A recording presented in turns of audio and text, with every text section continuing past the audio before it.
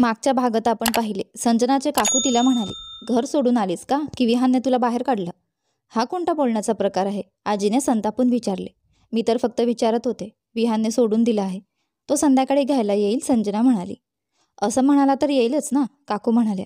कुठे असं तर नाही की जर मी घ्यायला आलो तरच ये, नाहीतर इथेच राहा असं म्हणाला असेल? त्या मुद्दाम टोमणे मारत होत्या. असं काही नाही, संजना म्हणाली. ठीक आहे, मला निलेश आणि रीना यांच्यासाठी तयारी करायची आहे, असं म्हणत काकू आत निघून गेल्या.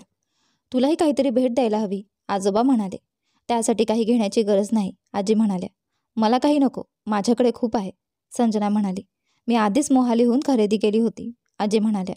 माहम इतक्या लवकर गेली? संजनाने विचारले. कुठे जाणार, ती तुझ्या खोलीत झोपली आहे.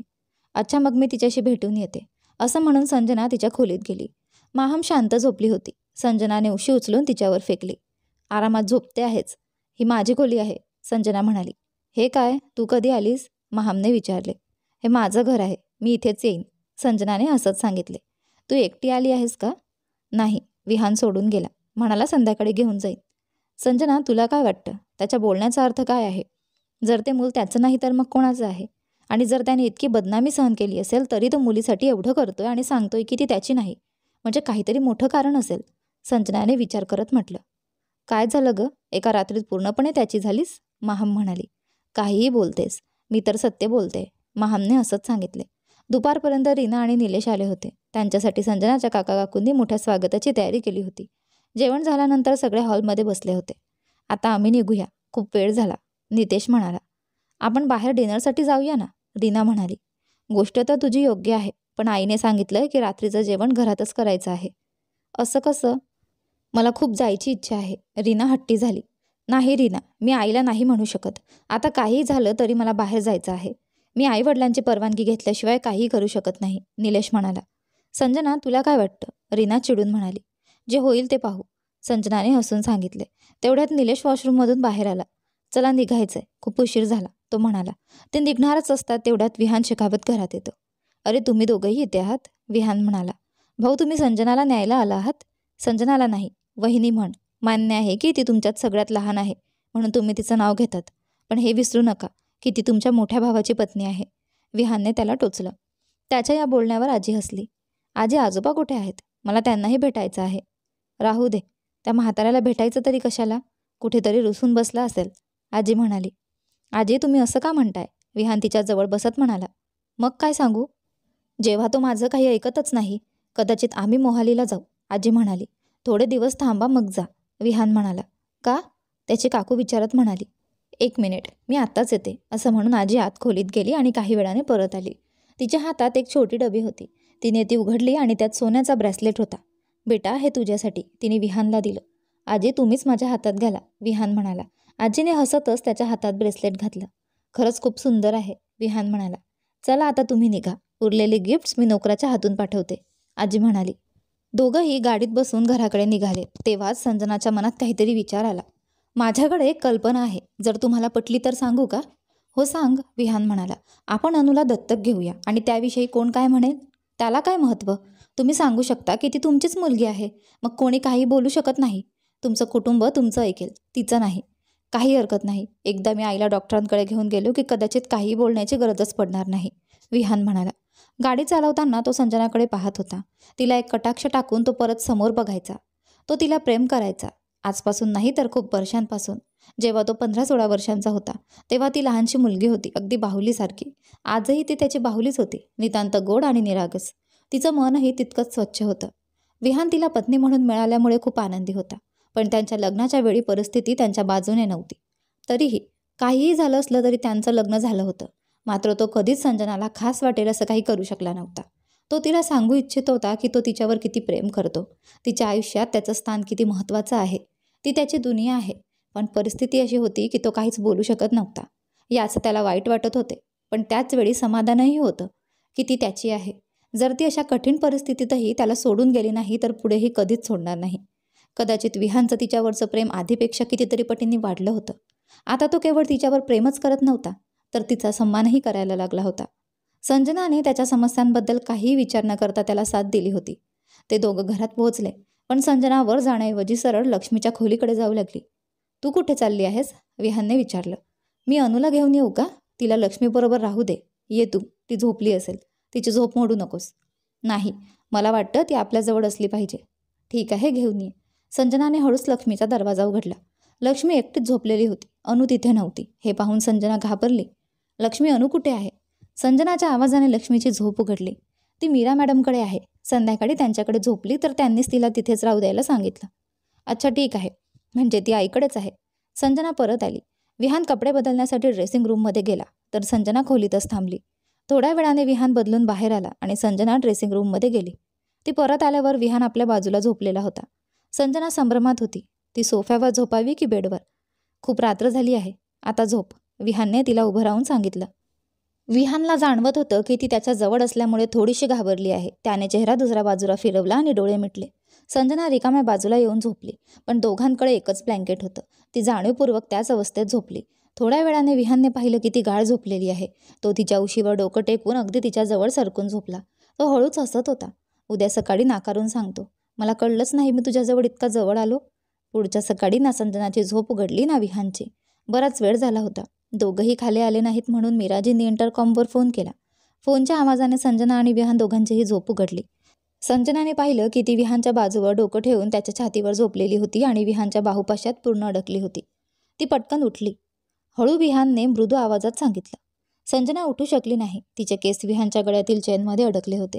विहान तिच्या सुगंधाचा आनंद घेत होता आणि संजना मात्र अस्वस्थ वाटत होती. एकतर ती त्याच्या बाहुपाशात जागी झाली होती आणि आता चक्क त्याच्या छातीवर पडली होती. संजनाने केस सोडवायचा प्रयत्न केला. हे तर सुटतच नाहीयेत, तिने निराशेने म्हटलं.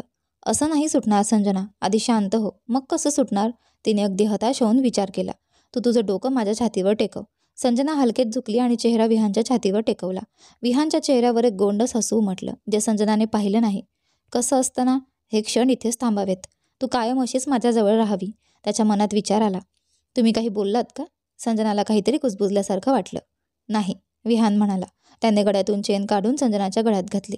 पण तुमची चेन? काय फरक पडतो, माझ्याकडे असो वा तुझ्याकडे? तो हसत म्हणाला. संजना पटकन उठली आणि बाथरूममध्ये निघून गेली. तिने आरशात पाहिलं. संजना, तुला काय झालंय? इतक्या सहज तू त्याच्या बाहुपाशात झोपलीस? थोड्या वेळाने संजना वॉशरूममधून बाहेर आली. तोपर्यंत विहान खोलीतून खाली निघून गेला होता. सुदैवाने, संजनाने स्वतःशीच पुटपुटत म्हटले. ती तयार होण्यासाठी ड्रेसिंग रूममध्ये गेली आणि आपला सुटकेस उघडला. अजूनही तिचे सामान तसेच पडले होते. तिने स्वतःसाठी एक सूट काढला आणि तयार होऊन खाली गेली. विहान आपल्या मॉमच्या सोफ्यावर बसला होता. त्याचं लक्ष संजनाकडे गेलं. तो तिला पाहताच बोलता बोलता थांबला आणि तिच्याकडे पाहू लागला. मी तुमच्या दोघांसाठी खूप आनंदी आहे. त्याच्या मॉमच्या या वाक्यावर त्याने तिच्याकडे पाहिलं आणि हसला. तुम्ही दोघं एकत्र खूप छान दिसता. ती लहानगी अनु किती गोड आहे. तिचं मन कधीच दुखवू नकोस. काल डिनरला गेलात ते चांगलं झालं. तुम्हाला एकत्र वेळ घालवायला हवा. तू तिला खरंच पसंत करतोस का? मीराजींनी विचारलं. मॉम, हा कसला प्रश्न आहे? बेटा, पत्नी असल्याने काहीच होत नाही. प्रेम वेगळी गोष्ट आहे, मीराजी म्हणाल्या. मी तिला प्रेम करतो मॉम, मला ती आवडते, म्हणूनच ती आज इथे आहे, विहान म्हणाला. फक्त आजोबांच्या दबावामुळे तू तिच्याशी लग्न केलं नाहीस ना? माझ्याबद्दल तुम्हाला असं वाटतं का की मी कोणाच्याही दबावाखाली येतो? चला आता नाश्ता करा, संजनाही आली आहे. मीराजींना बरं वाटलं. विहानला संजना आवडते हे कळाल्यामुळे त्यांची चिंता काहीशी कमी झाली. नाहीतर त्यांना तिची खूप काळजी वाटत होती.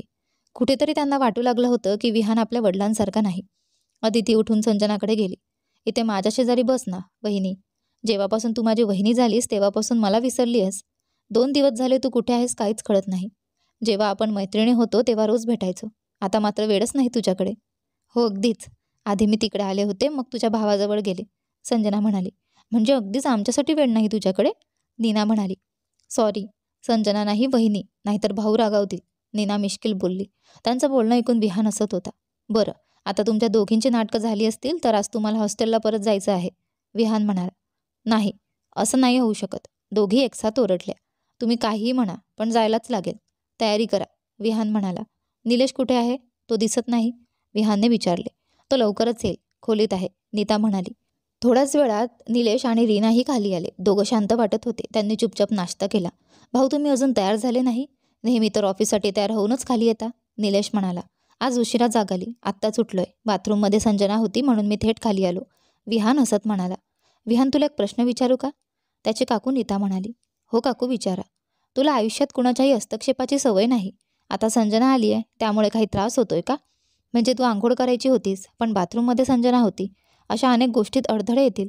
काकूच्या प्रश्नावर विहानने संजनाकडे पाहिले आणि तिच्या बाजूला बसून म्हणाला, पहा काकू, काही गोष्टी उपजतच असतात. मी माझ्या काकांसारखा आहे. ते बिचारे तुमचं प्रत्येक गोष्टीत ऐकतात. तुम्ही म्हटलं बस तर ते बसतात, उठ तर उठतात. त्यांचं जेवण झोप सगळं तुमच्या आज्ञेवर चालतं. मग हा हस्तक्षेप नाही का? मला त्यांच्या इतकं गुलामगिरी करायला सांगितलंस तरी मी तयार आहे. आणि बघा, आजोबांपासून सगळे घाबरतात, पण आजोबा कोणाला घाबरतात? आजींना. आजींच्या पुढे आजोबांची एकही चालत नाही. आता आपल्या कुटुंबात हे सगळं आहे तर माझ्यातही असे गुण असतीलच ना. विहानच्या या बोलण्यावर सगळे हसत होते. अदिती आणि नीना तर पोट धरून हसत होत्या. निलेश आणि रीना आश्चर्यचकित झाले. पण अनुज, जो नुकताच जिम करून आला होता, त्याला राहवलं नाही. म्हणजे माझं लग्न झाल्यावर मलाही गुलामी करावी लागेल?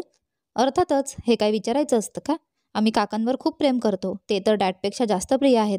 त्यामुळे त्यांचे काही गुण आपल्यालाही स्वीकारावे लागतील. नीताने विचारलेला प्रश्न तिला उलटाच पडला. सगळे हसू लागले. विहान, नाश्ता कर, गप्पानंतरही मारू शकतोस, त्याच्या मॉमने टोमणा मारला. नीता मागे हटायच्या मूडमध्ये नव्हती. पण भाऊजी खरंच वहिनींचं ऐकतात का? तिने मिराजींकडे पाहत विचारले. जर ऐकत नसतील तर आयुष्यात नक्कीच पश्चाताप करतील, विहान म्हणाला. चला, या गप्पांना पूर्णविराम द्या आणि शांतपणे नाश्ता करा. आजींनी सगळ्यांना समजावलं. सगळे नाश्ता करू लागले. संजनाला समजत नव्हतं की हा तोच माणूस आहे का ज्याच्यापासून ती इतकी घाबरायची. तो इतका बोलका कधी झाला? पण आज वाटत होतं की समोर कोणीतरी वेगळाच आहे. नाश्त्यानंतर विहान खोलीत तयार होण्यासाठी गेला आणि मिराजी आपल्या खोलीत गेल्या. संजनाला राहवलं नाही. तीही त्यांच्या खोलीकडे गेली आणि दरवाजा वाजवला. आत येऊ का आंटी?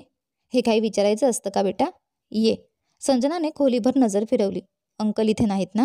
नाही, ते गेले. आणि तुझ्यासाठी मी आंटी नाही, तू मला मॉम म्हण. हो ठीक आहे, पण तुम्ही खूप अस्वस्थ दिसत आहात, संजनाने काळजीने विचारले. हे खरं आहे, विहानच्या वडिलांनी कधीच माझी काळजी घेतली नाही. काळजी घेणं तर दूर, पण त्याने नेहमीच माझं मन दुखावलं आहे. जर तीनही मुलं नसती तर मी कधीच त्यांना सोडून निघून गेले असते. त्यांच्यासाठी मी आहे की नाही यांनी त्याला काहीही फरक पडत नाही. हीच गोष्ट कोणी दुसरं बोललं तर मनाला टोचतं. पण मी तुझ्यासाठी आनंदी आहे. विहान तुझी काळजी घेतो. लग्नाच्या दिवशी इतकं काही झालं पण तरीही तुम्ही दोघं एकत्र आहात. ही चांगली गोष्ट आहे. नाहीतर लग्नाच्या दिवशी मी खूप घाबरले होते जेव्हा तो ती मुलगी घेऊन आला. एक गोष्ट तुम्ही मानता ना की तुमचं आणि काकांचं नातं चांगलं नाही आणि आता सुधारण्याचीही काही आशा नाही, संजनाने म्हणाली. हो बाळा, मला माहिती आहे. माझी मुलंच माझं जग आहेत. तू आली आहेस त्यामुळे मला फरक पडेल. तुम्ही चौघं मला प्रेम द्याल तर मी आनंदी राहीन. जर माझी काळजी घेतली नाही तर मी दुःखी होईन. पण मग मला एक वचन द्या. हो, काय वचन द्यायचं आहे? जर तुम्हाला काकांबद्दल काहीही समजलं, काहीही, जसं त्यांचं कुणाशी अफेअर असलं, तर तुम्ही त्यासाठी कधीच स्वतःला त्रास करून घ्यायचा नाही. तू असं का म्हणतेस बाळा? आता तुम्हाला मला सिद्ध करून दाखवायचं आहे की तुम्हाला काकांपेक्षा तुमच्या मुलांवर जास्त प्रेम आहे. कारण तुम्हाला माहीत आहे का की काका आणि विहानचं नातं कसं आहे? पण तो तुम्हाला खूप मानतो आणि मला नाही वाटत की तुम्हाला हे हवं असेल की त्याने वडिलांचं प्रेम पाहिलं नाही आणि आईचंही प्रेम त्याला मिळू नये. तुला अनुबद्दल माहिती आहे? ती कोण आहे आणि विहानने तिला लग्नाच्या दिवशीच का आणलं? मिराजींनी विचारलं. मला माहिती आहे आणि लवकरच तुम्हालाही कळेल. पण आधी तुम्हाला उपचारांसाठी जायचं आहे, म्हणूनच विहान माझ्याशी असं वागत आहे.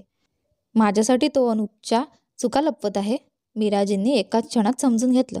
संजनाने उठून मिराजींच्या गुडघ्यांजवळ खाली बसत त्यांचा हात धरला. तुमच्या मुलाने तुमच्यासाठी जगभराच्या टोमण्यांचा स्वीकार केला. त्याने काय काय सहन नाही केलं. आपलं वैवाहिक जीवन सुरू होण्याआधीच संपायची वेळ त्याच्यावर आली होती. नातंही तुटू शकत होतं, पण तो तुमच्यासाठी प्रत्येक गोष्ट सहन करायला तयार होता. कारण त्याला नको होतं की तुमची तब्येत आणखी बिघडावी. तो तुम्हाला खूप मानतो. सत्य आहे, असा चांगला मुलगा नशिबानेच मिळतो. मिराजींच्या डोळ्यात अश्रू होते. मी सगळं समजून घेतलं आहे, पण जोपर्यंत विहान स्वतःहून मला नाही सांगत तोपर्यंत मी त्याला काहीही विचारणार नाही. तो माझ्या आजारामुळे घाबरतो, पण त्याला हे कळत नाही की अनुप शेखावतसाठी माझ्या हृदयात आता काहीच उरलेलं नाही. मी खूप सहन केलंय. आता त्याच्यासाठी माझ्या भावना संपल्या आहेत. पण मी उपचार करून घेणार आहे. मला तुमच्या दोघांच्या मुलांना पाहायचं आहे. मिराजींनी संजनाला काहीही विचारलं नव्हतं आणि आता विहानच्या मोठ्या अडचणींचंही निरसन झालं होतं. त्या दोघे बोलत असतानाच बाहेर जोरजोरात आवाज येऊ लागले. कोणीतरी मोठ्या आवाजात बोलत होतं. बाहेर काय झालं? संजनाने आणि मिराजींनी बाहेर येत पाहिलं. हॉलमध्ये माया उभी होती. ती मोठ्या आवाजात बोलत होती. विहान, तू स्वतःला काय समजतोस? सकाळपासून मी तुला किती कॉल्स केलेत, पण तू माझा फोन उचलला नाही. तू माझा फोन काय इग्नोर करतोयस? तुला चांगलं माहिती आहे मी काय करू शकते. मला माहीत आहे की तो मुलगा कुणाचा आहे. तो तुझ्या वडिलांची नाजायज औलाद आहे. माझी मोठी बहीण मृणाल, जी हे जग सोडून गेली, ती आणि तुझे वडील त्यांच्या प्रेमाचं हे प्रतीक आहे. इतकं बोलून ती गप्प झाली. तेवढ्यात विहानवरून धावत खाली आला. तो ब्रेकफास्टला खाली आला होता, पण आपला फोन वरच विसरला होता. एका तासात मायाने त्याला किमान 100 वेळा फोन केले होते आणि मेसेजेस पाठवले होते, पण विहानकडे फोनच नव्हता, त्यामुळे त्याने उचलला नाही. माया खूप चिडली होती. मागील एका वर्षापासून ती विहानला आपल्या तालावर नाचवत होती. ती त्याला ब्लॅकमेल करत होती की ती त्याच्या कुटुंबाला हे सर्व सांगेल आणि विहान त्याच्या आईसाठी हे दडवायचा प्रयत्न करत होता. खाली येताच त्याने पाहिलं, संपूर्ण कुटुंब मायाच्या बोलण्याने सुन्न उभं होतं. त्याच्या आईसाठी त्याला काळजी वाटली. मीराजी देखील संजनासोबत खोलीच्या बाहेर उभ्या होत्या. विहान धावत जाऊन आपल्या आईच्या जवळ गेला. मम्मा, तुम्ही तिचं बोलणं ऐकू नका. पण मीराजींनी त्याचं बोलणं ऐकलं नाही आणि त्या मायाच्या समोर आल्या. लाज तर तुझ्या बहिणीला यायला हवी होती आणि अनुप शेखावतला यायला पाहिजे. माझ्या मुलाला का ऐकवते आहेस? इथून निघून जा. विहान आश्चर्याने त्याच्या आईकडे पाहत होता. मग त्याने संजनाकडे पाहिले, जी मागे उभी होती. तो तिच्याकडे पाहून हलकेसे हसला. त्याला समजले होते की संजनाने त्याच्या आईला सगळं सांगितलं आहे. आता तिच्यामुळे कदाचित सगळं व्यवस्थित हाताळलं गेलं होतं. तर तुला हे ऐकून वाईट वाटलं नाही? मीरा मायाला विचारत होती. तू माझ्या घरातून बाहेर निघ. तुला काही बोलायचं असेल तर अनुपला जाऊन सांग, मीरा तिला संतापाने म्हणाली. विहानने सुरक्षा रक्षकांना इशारा केला. ही बाई इथून बाहेर निघावी. तू काय करतोयस विहान? याचा तुला पश्चाताप होईल. मला काहीच फरक पडत नाही. निघ इथून. माया संतापाने पाय आपटत तिथून निघून गेली. कदाचित स्वतःच नुकसान करून गेली होती, कारण विहानकडून ती खूप पैसे घेत होती आणि त्याच्या आईच्या तब्येतीच्या भीतीने तो तिला पैसे देत होता. विहान कधीही तिला दुर्लक्ष करीत नसे. कोणत्याही परिस्थितीत तिचा फोन उचलत असे. पण हल्ली त्याचं लक्ष संजनाकडे होतं. त्या दिवशी हॉटेलमध्येही त्याने आणि संजनाने हसत हसत बोलताना पाहिलं होतं आणि तिला ते अजिबात आवडलं नव्हतं. त्यामुळे आज तिचा राग बाहेर फुटला. मायाच्या जाण्यानंतर संपूर्ण कुटुंब हॉलमध्ये जमा झालं. सगळे आश्चर्यचकित होते. विहान, हे काय होतं? आजोबांनी विचारलं. तर तू अनुपच्या चुका लपवत होतास? माझ्या आईच्या तब्येतीमुळे मी काहीही बोलू शकलो नाही. तुम्हाला माहीत आहे की तिने किती सहन केलं आहे, विहान म्हणाला. पण आम्ही सगळे तुझे कुटुंबीय आहोत. आम्हाला सांगू तरी शकला असतास. किमान लग्नाच्या दिवशी तरी. तुझं नातं तुटू शकत होतं. तुम्ही काळजी करू नका, सगळं ठीक आहे, विहान म्हणाला. त्याच्या या सहज बोलण्याने संजनाच्या मनात काहीतरी तुटल्यासारखं वाटलं. इतका सहज तो म्हणाला. तुटलं नाही ना? कदाचित त्याच्यासाठी फक्त त्याची आईच महत्त्वाची होती. जर तो संजनावर प्रेम करत असता तर त्याने तिचीही काळजी घेतली असती. सगळ्यांच्या मध्ये उभी असलेली संजना वेगळ्याच विचारात हरवली होती. माझा मित्र माझ्यावर नाराज झाला आहे. तू मला त्याच्यासमोर लज्जित केलंस. विहानच्या आजोबा संजनाच्या आजोबा यांच्याबद्दल बोलत होते. मला माहीत होतं की ही गोष्ट कोणालाही समजली तर ती बाहेर येईलच आणि मला आईसाठी भीती वाटत होती. विहान बोलत होता. त्याच्या आईने त्याला सांगितले, मला आनंद आहे की माझा मुलगा मला खूप प्रेम करतो, पण तुझ्या वडिलांकडून मला काही अपेक्षा नाहीत. खूप पूर्वीच त्या संपल्या आहेत. माझे आणि त्यांच्या नात्यात काही उरलेले नाही. फक्त तुमच्यामुळे मी त्यांच्याशी जोडलेली आहे. त्यामुळे माझी काळजी करू नकोस. मला काही होणार नाही. घरात जे काही घडलं होतं त्यामुळे पूर्ण कुटुंब आश्चर्यचकित होतं. अनुप शेखावत कालपासून घरात नव्हता. दुसरीकडे विहानच्या आजोबांनी संजनाच्या आजोबांना फोन केला होता आणि ते घरात आले होते. संपूर्ण कुटुंब हॉलमध्ये एकत्र होतं. आता सगळ्यांचा तणाव संपला होता. सगळं सुरळीत होतं. पण या सगळ्यात सर्वात जास्त दुःखी जर कोणी होतं तर ती संजना होती. तिला असं वाटत होतं की विहानच्या आयुष्यात तिची काहीच किंमत नाही. तो आधीच तिला सांगू शकला असता. तो तिला घर सोडून जाण्यापासून थांबवू शकला असता. पण त्याने कोणतीही अडवणूक केली नाही. किती सहज त्याने ते मूल तिच्या जबाबदारीत दिलं होतं. तिच्या मनात काय चाललं होतं हे फक्त तीच जाणत होती. संजना तिथून निघून हळूच तिच्या खोलीत गेली. तिचा मूड उदास झाला. ती बाल्कनीत जाऊन झोपाळ्यावर बसली आणि तिने माहमला फोन केला. तू ठीक आहेस ना संजना? माहमला तिच्या आवाजात उदासी जाणवत होती. हो, मी ठीक आहे. तुला काहीतरी सांगायचं होतं, संजना म्हणाली. ठीक आहे, सांग. ही तर चांगली गोष्ट आहे. ती एवढी उदास का आहेस? माहमने विचारले. काही नाही ग. मी फक्त विचार करत होते की आजपर्यंत मला फक्त माझ्या आजी आजोबांचे प्रेम मिळाले आहे. ते मला खूप प्रेम करतात. कदाचित दुसऱ्या कुणाचं प्रेम माझ्या नशिबात नाही. हे काय बोलते आहेस तू? काय झालं असं? माहमने विचारलं. काही नाही. मी हे मान्य करते की विहान आणि माझ्यात खूप फरक आहे. माझ्यात अजूनही बालिशपणा आहे आणि त्याच्यावर खूप जबाबदाऱ्या आहेत. माझ्यासारखी मुलगी त्याला शोभत नाही. असं काहीही नाही. तू कसल्या विचित्र गोष्टी बोलते आहेस? माहम म्हणाली. नाही, हेच खरं आहे. जर त्याला खरंच असं वाटलं असतं की लग्नाच्या दिवशी मी त्याला सोडून जाऊ नये तर त्याने मला आधीच सांगितलं असतं. आम्ही दोघांनी मिळून परिस्थिती सांभाळू शकलो असतो. पण त्याने काहीच सांगितलं नाही. मी गेली असती तर त्याला काही फरक पडला नसता. माझी काही किंमतच नाही. त्याच्यासाठी मी आहे की नाही याने काही फरक पडत नाही. संजना बराच वेळ माहमशी बोलत राहिली. माहम तिला समजावत राहिली, कारण तिला संजनाला अशा अवस्थेत बघणं कठीण होतं. तिला माहीत नव्हतं की जेव्हा ती खोलीत निघून गेली तेव्हा विहान तिच्या मागोमाग आला होता आणि त्याने सगळी गोष्ट ऐकली होती. जेव्हा विहानने पाहिलं की संजना सर्वांच्या समोरून उठून वरच्या खोलीत जात आहे तेव्हा तो तिच्या मागे गेला. तो तिला काहीतरी सांगायचं म्हणून तिच्या मागे आला होता, पण तिला फोनवर बोलताना पाहून तिच्या बोलण्याकडे तो लक्ष देऊ लागला. संजना काय म्हणत होती हे ऐकून त्याच्या मनाला धक्का बसला. खरंच त्याने आजपर्यंत संजनाला कधीच आपल्याविषयी सांगितलं नव्हतं. तिच्या आयुष्यातील स्थान किती महत्त्वाचं आहे हे दाखवण्याऐवजी त्याने त्याच्या वागण्याने तिला पूर्णपणे गोंधळून टाकलं होतं. माहम तिचं मन वळवण्यासाठी म्हणाली, ते सोड, पण लक्षात ठेव, तू आधी आली नाहीस ना तर मी लग्न कॅन्सल करून टाकेन. नक्कीच येईन. हे काही सांगण्यासारखं आहे का? संपूर्ण फंक्शनमध्ये बघ, मी सगळ्यात जास्त नाचणार आहे. अगदी हवं होतं. मला या तणावपूर्ण वातावरणातून काही दिवस सुट्टी हवी होती. साखरपुड्याच्या दिवशी सुरू झालेल्या या गोष्टी आज संपल्या आहेत. म्हणजे मी आता सगळं विसरून तुझ्याकडे येऊ शकते. मला वाटतंय की आता माझा स्ट्रेस सुरू होणार आहे, माहमने हसत म्हटलं. तू असं का बोलतेस? रेहमान विहानचा मित्र आहे, त्यामुळे तोही त्याच्यासारखाच असेल. मला नाही वाटत या दोघांच्या मनात कुणासाठी प्रेम असू शकतं. त्यांना जे हवं असतं तेच करतात. माझ्या आणि विहानच्या नात्याची तुलना तुझ्या आणि रेहमानच्या नात्याशी करू नकोस. तो चांगला मुलगा आहे, मी त्याला ओळखते. जर तू आधीच असा विचार करत असशील की माझं आणि विहानचं नातं कसं आहे तर कदाचित तू त्याच्यापासून लांब जाशील. मी इच्छिते की तुम्हा दोघांचं प्रेम इतकं असावं की संपूर्ण जग त्याबद्दल बोलावं. काय बोलणार जग आमच्याबद्दल? की आम्ही लैला मजनू झालो, हीर रांझा झालो? नाही नाही, शिरीन फरहाद, माहमने हसत म्हटलं. जेव्हा मी तुला भेटायला बोलवेन तेव्हा तू म्हणशील. मी रेहमानला विचारून सांगते, त्याला ठीक वाटलं तरच मी येईन. हे ऐकून माहम मोठ्याने हसू लागली. तू हसतेस का? संजनाने तिच्याकडे बघून विचारलं. मी फक्त काही प्रसंगांची कल्पना करत होते जे तू बोलत होतीस. दोन्ही मैत्रिणींच्या गप्पांचा विषय आता हलकापुलका झाला होता आणि त्या दोघी निरर्थक गोष्टींवर हसत होत्या. त्यांच्या या बोलण्यावर विहान हसला आणि तो तिथून निघून गेला. खाली जातानाही तो फक्त संजनाच्याच विचारात होता. संजना, मी आत्तापर्यंत बाबांच्या अडचणीत अडकून पडलो होतो. मी जरी जाणीवपूर्वक काही बोलू शकलो नाही तरी मी तुझ्यावर किती प्रेम करतो हे लवकरच तुला दाखवून देईन. जग खरोखरच आपल्या प्रेमाबद्दल बोलेल. तू माझ्या नशिबात आहेस हीच माझ्यासाठी सर्वात मोठी गोष्ट आहे. घरातलं वातावरण आता थोडं हलकं झालं होतं. विहानचे बाबा अनुप शेखावत शहराबाहेर होते. घरात काय घडलं याची त्यांना अजून कल्पना नव्हती. विहानच्या आजोबांना त्यांच्यावर खूप राग आला होता. आज सकाळी जे काही घडलं त्यामुळे घरातल्या कोणालाच ऑफिसला वेळेवर जायला जमलं नव्हतं. विहान खाली आल्यावर तो परत वर गेला. तिथे संजना ड्रेसिंग रूममध्ये आपलं सामान उघडून बसली होती. तिच्या सर्व अलमारी उघड्या होत्या. तिला समजत नव्हतं की तिचं सामान कुठे ठेवायचं. काय झालं? विहानने ड्रेसिंग रूममध्ये जात विचारलं. मी कपडे कुठे ठेवू? जे तुला योग्य वाटेल तिथे ठेव. हवं तर बदल देखील करू शकतेस, मला काही प्रॉब्लेम नाही. जे हँगिंगचे कपडे आहेत ते हँगिंगच्या कपाटात ठेव. टी शर्ट सोबत ठेव. तुझे सँडल्स माझ्या शूजजवळ ठेव. तुला जसं वाटेल तसं मॅनेज कर. हे बोलून विहान टॉवेल घेऊन बाथरूममध्ये गेला. पण संजनाला अजूनही गोंधळ उडालेला होता. समस्या जागेची नव्हती तर विहानची होती. त्याच्या अलमारी अगदी टिपटॉप होत्या. प्रत्येक गोष्ट नीटनेटक्या ठिकाणी ठेवलेली होती. शोरूममध्येही एवढ्या नीटनेटक्या गोष्टी ठेवलेल्या नसतील जशा विहानच्या अलमारीत होत्या. आणि संजनाने? तिला जिथे जागा मिळाली तिथे तिने आपलं सामान टाकलं होतं. संजना, तुला आता चांगली मुलगी बनायचं आहे. व्यवस्थित सामान ठेव, नाहीतर तुला ओरडणं मिळेल. तिला वाटलं, हा खडूस माणूस काहीही करू शकतो. त्याच्या अलमारी इतक्या परफेक्ट आहेत जणू याने त्यांना हातही लावला नसेल. ती स्वतःशीच बोलत होती. विहान बाथरूममधून बाहेर येऊन ड्रेसिंग रूमच्या आरशासमोर उभा होता. केस नीट सेट करत होता. आरशात त्याने पाहिलं संजना तिचं सामान लावत होती. हे भगवान, त्याने स्वतःशीच पुटपुटला.